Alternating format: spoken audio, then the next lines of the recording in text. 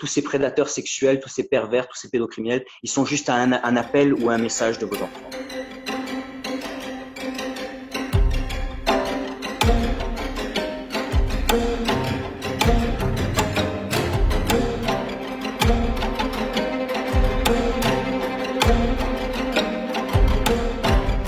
Je voulais montrer l'ampleur de la pédocriminalité sur les réseaux sociaux, mais ça m'a dépassé complètement. Très rapidement, j'ai été contacté par des dizaines et des dizaines d'hommes. En 3 mois, plus d'une trentaine de personnes de la planète entière.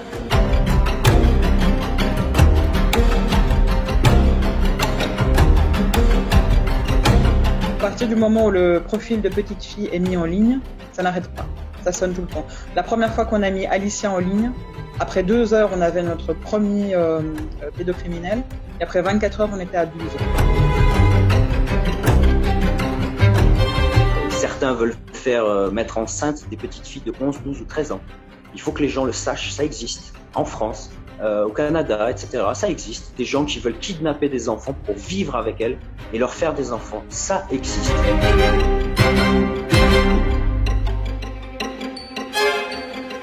Vous n'avez pas rendez-vous à midi avec une petite fille de 12 ans devant la pharmacie, monsieur? Ah non. Est-ce que ça c'est votre sexe, monsieur? Ah non. C'est pas votre sexe? Vous n'avez pas une tache sur la cuisse gauche? Est-ce que ça correspond, oui ou non, à la tache qui est sur cette photo, monsieur? Ah non. Non, ça correspond pas, vous êtes sûr? Non. Vous savez ce qui arrive là? Ah oui, je suis curieux de le savoir. Comment ça s'appelle? Mon compte a été piraté. Ah.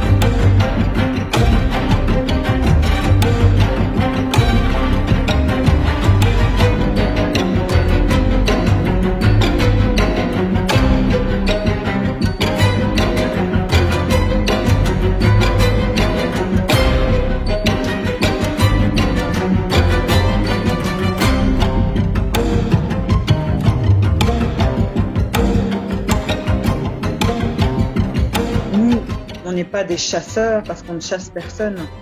Ce sont eux qui chassent et qui traquent les enfants sur Internet.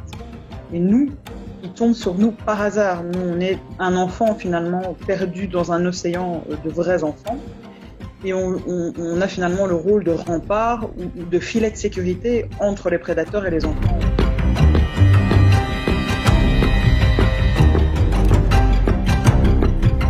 La France, concrètement, ne fait absolument rien du tout. Pendant qu'elle dépense des centaines de millions, des milliards à droite, à gauche, pour des choses complètement futiles. On nous dit, les yeux dans les yeux, qu'il n'y a pas de moyens en France.